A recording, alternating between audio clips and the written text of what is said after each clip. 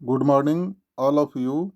BCom Part First, Subject व्यवसाय प्रशासन, business administration, paper first, व्यापारिक संनियम, बिजनेस लॉ। आज के वीडियो में अपन अध्ययन करते हैं माल विक्रय अनुबंध, contract of sale of goods. माल विक्रय अनुबंध, contract of sale of goods. माल विक्रय अनुबंध पर माल विक्रय अधिनियम 1930 लागू होता है। विक्रय अनुबंध पर माल विक्रय अधिनियम 1930 लागू होता है। एक समय पर माल विक्रय अधिनियम के प्रावधान भारतीय अनुबंध अधिनियम के ही एक भाग के रूप में थे, किंतु देश के वाणिज्य के विकास को ध्यान में रखकर माल विक्रय से संबंधित स्वतंत्र एवं विस्तृत अधिनियम की आवश्यकता महसूस की गई। परिणाम स्वरूप भारतीय अनुबंध अधिनियम की धारा 76 से 123 तक की धाराओं को निकालकर उन्हें नए सिरे से व्यवस्थित किया गया तथा कुछ नए प्रावधानों को जोड़कर माल विक्रय अधिनियम का 15 मार्च 1930 में निर्माण किया गया, जिसे 1 जुलाई 1930 से लागू कर दिया गया। इस अधिनियम के प्रारंभ में ही अनेक शब्दों का अर्थ दिया गया है। अधिनियम का विस्तार एवं क्षेत्र।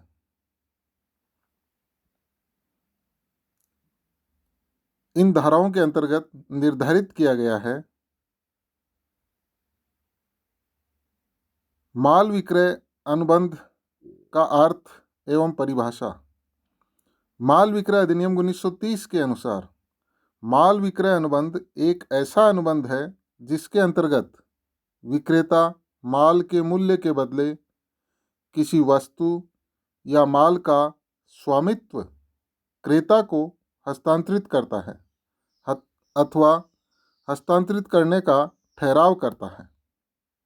इस प्रकार स्पष्ट है कि विक्रय अनुबंध एक ऐसा अनुबंध है जिसमें एक पक्षकार विक्रेता दूसरे पक्षकार क्रेता को प्रतिफल मूल्य के बदले माल के स्वतत्व या स्वामित्व का नंबर 1 अंतरण करता है अथवा सेकंड अंतरण करने के लिए सहमत होता है।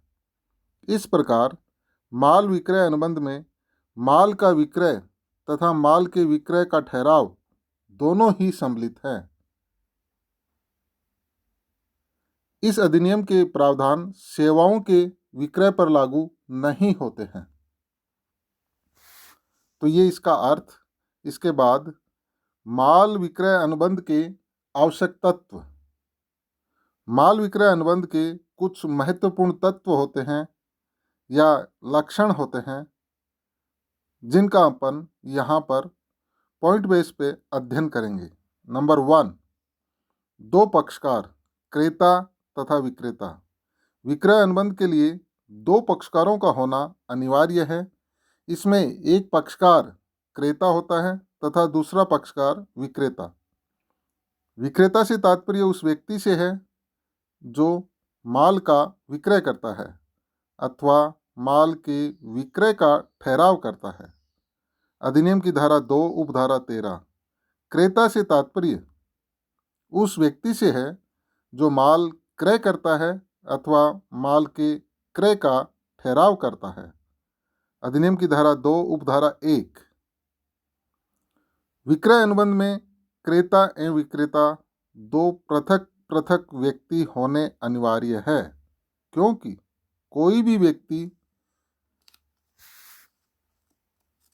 अपना स्वयं का ही माल नहीं खरीद सकता है।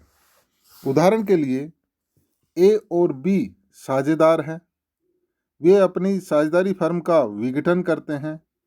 विघटन के समय फर्म के दायित्वों को चुकाने के बाद दोनों पक्षकार शेष माल का विभाजन कर लेते हैं। यहाँ यह माल विक्रय का अनुबंध नहीं है, क्योंकि वे माल के सहस्वामी हैं। किंतु कुछ अपवादजनक परिस्थितियों में विक्रेता स्वयं अपना ही माल खरीद सकता है। नंबर 1, जब माल न्यायालय की डिक्री के अधीन बेचा जा रहा हो। सेकंड, जब माल नीलामी द्वारा बेचा जा रहा हो और विक्रेता ने स्वयं बोली लगाने के अधिकार को आरक्षित कर लिया हो। अधिनियम की धारा 64 उपधारा 3। तो ये दो परिस्थितियां अपवादजनक मानी जाती है जिसमें विक्रेता स्वयं ही अपना माल खरीद सकता है। नंबर 1, जब माल न्यायालय की डिक्री के अधीन बेचा जा रहा हो। सेकंड, जब माल नीलामी द्वारा बेचा जा रहा हो और विक्रेता ने स्वयं बोली लगाने के अधिकार को आरक्षित कर लिया हो। दूसरा तत्व, माल। माल विक्रय अनुबंध में माल अथवा वस्तुओं का होना आवश्यक है। यह ध्यान रखने योग्य बात है कि माल का आशय केवल चल संपत्ति से है और चल संपत्ति में सामान्य वस्तुओं के अतिरिक्त अंश, ऋणपत्र, व्यापार चिन्ह, पेटेंट राइट, न्यायालय की डिग्री आदि को सम्मिलित किया जाता है। अचल संपत्ति के विक्रय के अनुबंध इस अधिनियम के क्षेत्र के बाहर माने जाते हैं। अचल संपत्ति के विक्रय के अनुबंध इस अधिनियम के क्षेत्र के बाहर माने जाते हैं। इसी प्रकार सेवा के विक्रय के अनुबंध भी इस अधिनियम द्वारा अधिशासित नहीं होते हैं। माल शब्द को आगे अपन विस्तृत रूप से स्पष्ट करेंगे। नंबर 3, मुद्रा में मूल्य। माल विक्रय अनुबंध का एक महत्वपूर्ण तत्व है मूल्य। मूल्य से तात्पर्य माल के विक्रय हेतु मौद्रिक प्रतिफल से है। यह वह प्रतिफल है जो माल के क्रय के लिए क्रेता द्वारा विक्रेता को चुकाया जाता है अथवा चुकाने का वचन दिया जाता है। यदि विक्रेता माल के स्वतत्व को बिना मूल्य या प्रतिफल के किसी दूसरे व्यक्ति को अंतरित कर देता है तो यह विक्रय नहीं होगा बल्कि भेंट या दान होगा। माल का मूल्य मुद्रा में चुकाया जाना अनिवार्य है। यदि माल के मूल्य का भुगतान मुद्रा के अतिरिक्त किसी अन्य प्रकार से चुकाया जाता है तो वह विक्रय नहीं होगा। यदि माल के बदले माल का विनिमय किया जाता है तो उसे वस्तु विनिमय कहा जाएगा, न कि विक्रय। किंतु यदि माल का मूल्य अंशतः मुद्रा में तथा अंशतः किसी माल का मुद्रा में मूल्यांकन करके चुकाया जाता है तो उसे विक्रय ही कहा जाएगा। दोबारा सुन लीजिए इस बात को। किंतु यदि माल का मूल्य अंशतः मुद्रा में तथा अंशतः किसी माल का मुद्रा में मूल्यांकन करके चुकाया जाता है तो उसे विक्रय ही कहा जाएगा। नंबर 4, स्वामित्व या सतत्व का अंतरण। विक्रय अनुबंध के अधीन विक्रेता क्रेता को अपने माल के स्वामित्व का अंतरण भी करता है। माल के स्वामित्व का अंतरण तत्काल या किसी भावी तिथि पर किया जा सकता है। किंतु यहाँ पर यह उल्लेखनीय या महत्वपूर्ण है कि विक्रय अनुबंध में माल के स्वामित्व का अंतरण ही आवश्यक है, माल के अधिकार का अंतरण करना आवश्यक नहीं है। इसी प्रकार माल के विक्रय अनुबंध में माल के साधारण स्वामित्व अथवा पूर्ण स्वामित्व का अंतरण होता है, न केवल विशेष स्वामित्व अर्थात सीमित या आंशिक स्वामित्व का हस्तांतरण होता है। गिरवी अनुबंध में केवल विशेष स्वामित्व का ही अंतरण होता है। फलतः गिरवी ग्राही का स्वामित्व उसके हित तक ही सीमित रहता है, जबकि विक्रय की दशा में उस माल में क्रेता का पूर्ण हित होता है। नंबर 5, स्वतंत्र सहमति। विक्रय अनुबंध पक्षकारों की स्वतंत्र सहमति से होना चाहिए। किसी भी अधिनियम या नियम के अधीन माल के स्वामित्व का अनिवार्यतः अंतरण विक्रय नहीं होता है, किंतु किसी ठहराव के अंतर्गत किसी उत्पादक द्वारा अपने संपूर्ण उत्पादित माल को अपने उत्पादक संघ को अनिवार्यतः अंतरित करना विक्रय ही होता है, क्योंकि इसमें उत्पादक संघ के प्रत्येक सदस्य की सहमति अवश्य पाई जाती है। किंतु यदि किसी सहकारी समिति के सदस्य अपना संपूर्ण उत्पादित माल उस माल का प्रसंस्करण तथा विक्रय हेतु अपनी समिति को अंतरित कर देता है, तो इसे समिति द्वारा सदस्यों के माल का क्रय नहीं माना जाएगा। समिति तो सदस्यों की ओर से केवल एक साधारण एजेंट के रूप में कार्य करती है। नंबर 6, विक्रय अनुबंध में विक्रय तथा भावी विक्रय दोनों ही सम्मिलित होते हैं। विक्रय अनुबंध एक विस्तृत शब्द है जिसमें न केवल भविष्य में माल बेचने का अनुबंध ही शामिल है, बल्कि वर्तमान में माल को विक्रय करने का अनुबंध भी सम्मिलित है। नंबर 7, सशर्त या शर्त रहित। माल विक्रय अनुबंध सशर्त या शर्त रहित हो सकता है। नंबर 8, औपचारिकताओं का पालन। विक्रय अनुबंध में सामान्यतः कोई विशेष प्रकार की औपचारिकताएं पूरी नहीं करनी पड़ती है, किंतु धारा 5 में कुछ औपचारिकताओं का उल्लेख अवश्य होता है। अतः विक्रय अनुबंध करते समय उन औपचारिकताओं को पूरा कर लेना चाहिए, जिसका आगे अपन विस्तार से अध्ययन करेंगे। नंबर 9, वैध अनुबंध के अन्य आवश्यक तत्व।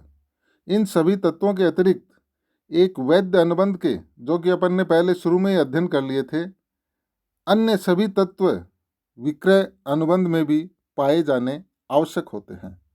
तो यह स्पष्ट किया अपन ने।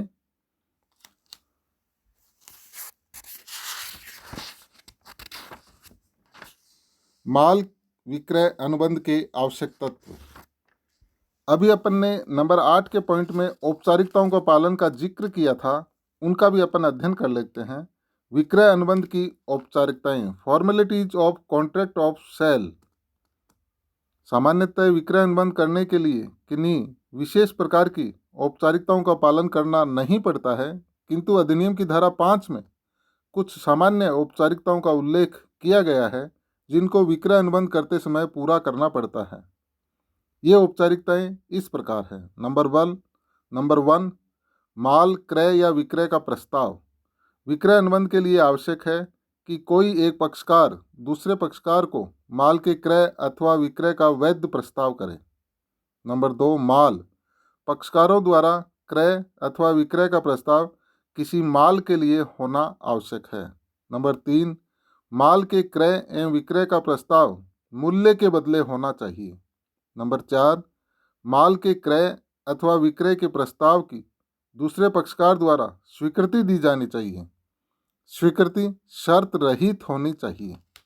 नंबर 5, सुपुर्दगी। विक्रय अनुबंध में माल की सुपुर्दगी के समय तथा विधि का उल्लेख होना चाहिए। अनुबंध में माल की सुपुर्दगी तत्काल अथवा किस्तों में सुपुर्दगी अथवा भावी सुपुर्दगी की व्यवस्था की जा सकती है।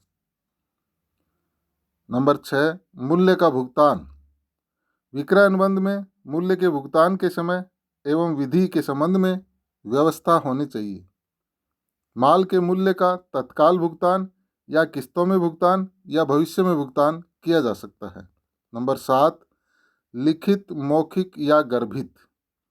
माल विक्रय अनुबंध लिखित, मौखिक अथवा गर्भित हो सकता है। इतना ही नहीं, यह अंशतः लिखित, अंशतः मौखिक भी हो सकता है। यह गर्भित भी हो सकता है, जिसे पक्षकारों के आचरण अथवा मामले की परिस्थितियों में समझा जा सकता है। किंतु उपर्युक्त प्रकार से अनुबंध तभी किया जा सकता है जबकि किसी अधिनियम में अन्यथा व्यवस्था न हो।